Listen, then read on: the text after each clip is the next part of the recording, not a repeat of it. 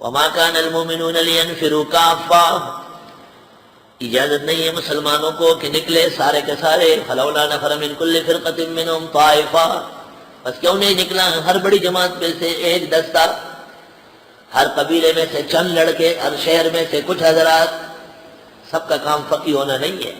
لِيَتَفَقَّهُوا فِي الدِّينِ، کہ فقہ حاصل کرے دین کا.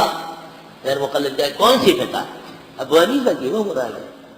آپ کہیں نہیں، آپ والی جو فیصلات ہے گجرانوالے میں لکھی گئی ہے جس میں مینڈک حلال ہے اور چھپکلی کا مربع جائز ہے، آپ والی فقہ وہ مراد ہوگی.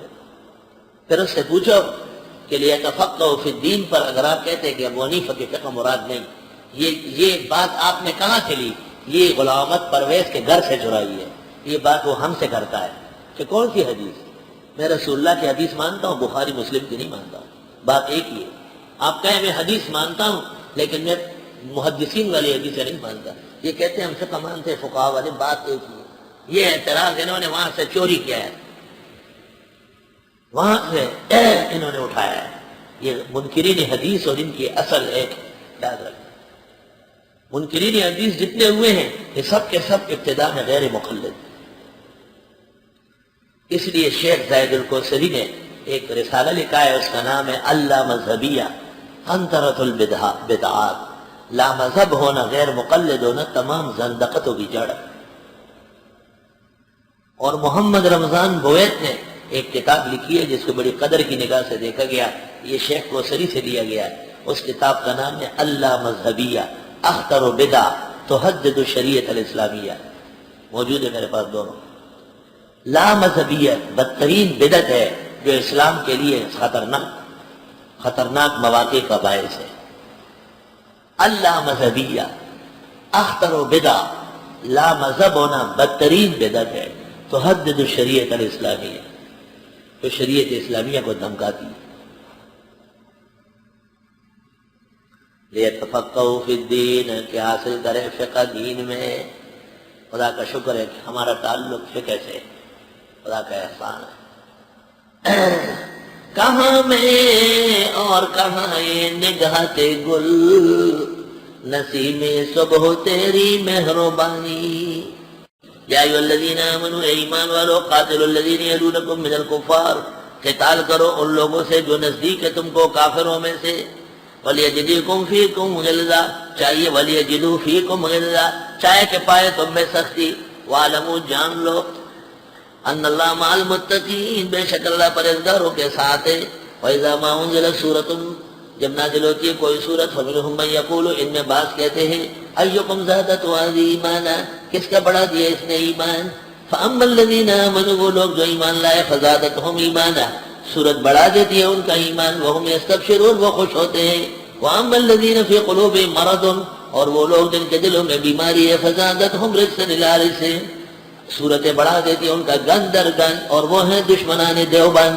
فَمَاتُوا وَهُمْ كَافِرُونَ، اور مر جاتے ہیں درا حالی کہ مشرک و بدعتی ہوتے ہیں. اولا يرون، یہ دیکھتے نہیں، انہم یفتنون فی کل عام مرۃ او مرتین، ان کی آزمائش ہوتی ہے ہر سال ایک دو بار. کبھی سندھ میں سیلاب، کبھی پنجاب میں طغیانی، کبھی بلوچستان میں تکلیفیں، کبھی سرحد اور کوہستان میں زلزلے. ثم لا یتوبون، پھر نہ یہ توبہ کرتے ہیں. ولا هم یذکرون، اور نہ یہ نصیحت لیتے ہیں. وَإِذَا مَا أُنزِلَتْ سُورَةٌ، اور جب اتاری جاتی ہے سورت، نظر بعضهم إِلَىٰ بعض، دیکھ لیتے ہیں بعض کو. منافقین ایک دوسرے کو دیکھتے ہیں. هَلْ يَرَاكُمْ مِنْ أَحَدٍ، دیکھا تو نہیں تم کو کسی نے. ثُمَّ انصَرَفُوا، پھر چل پڑتے ہیں. صَرَفَ اللَّهُ قُلُوبَهُمْ، پھیر دے گا اللہ ان کے دلوں کو. بِأَنَّهُمْ قَوْمٌ لَا يَفْقَهُونَ، کیونکہ یہ لوگ بھی فقہ نہیں مانتے. لَقَدْ جَاءَكُمْ رَسُولٌ مِّنْ أَنفُسِكُمْ، یقیناً آ چکے تمہارے ہاں پیغمبر تمہیں میں سے. مِنْ أَنفُسِكُمْ بَشَرٌ كَمِثْلِكُمْ، انسان كإنسانكم، عرب من الأعراب.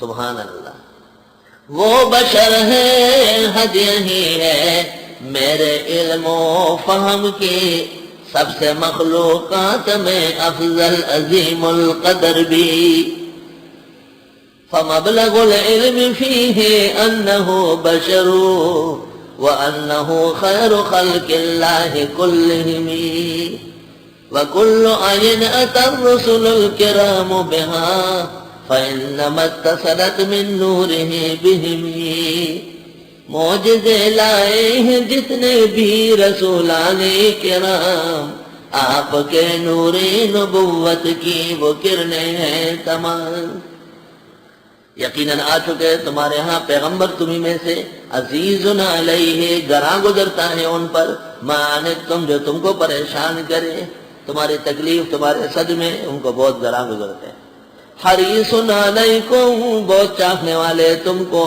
بالمؤمنین رؤوف الرحیم مسلمانوں کے حق میں نرمی کرنے والے مہربان ہیں آج رسول اللہ علیہ وسلم کے اوصاف شان اور مقامات فَإِن تَوَلَّوْا پس اگر ان لوگوں نے منہ موڑا فَقُلْ حَسْبِيَ اللَّهُ لَا إِلَٰهَ إِلَّا هُوَ پس آپ فرمائیے کافی ہے میرے لیے اللہ نہیں ہے معبود مگر وہی برحق علیہ توکل تو اسی پر میں نے بھروسہ کیا وَهُوَ رَبُّ الْعَرْشِ الْعَظِيمِ اور وہ عرش عظیم کے مالک ہے سورہ توبہ مکمل ہوئی اور اس میں منافقین پر 77 مقامات پر پھٹکار نازل ہوا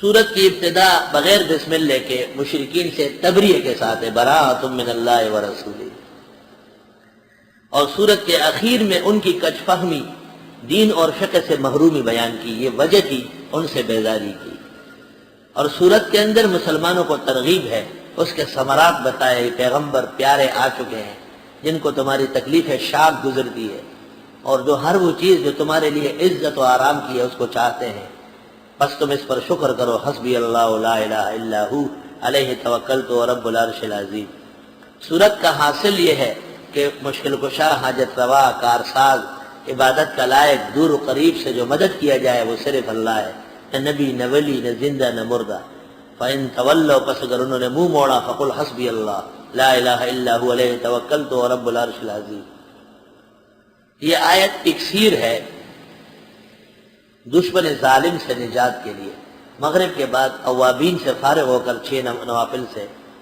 اور پھر یہ آیت 7 مرتبہ پڑھتے ہیں اور پھر بائیں طرف جوتے سے دشمن کا تصور کر کے اس کا سر کچلتے ہیں مفتی احمد رحمان رحمت اللہ علیہ جیل میں ڈی ایم علیہ یہاں تک اس کو ٹھکانے لگا دیا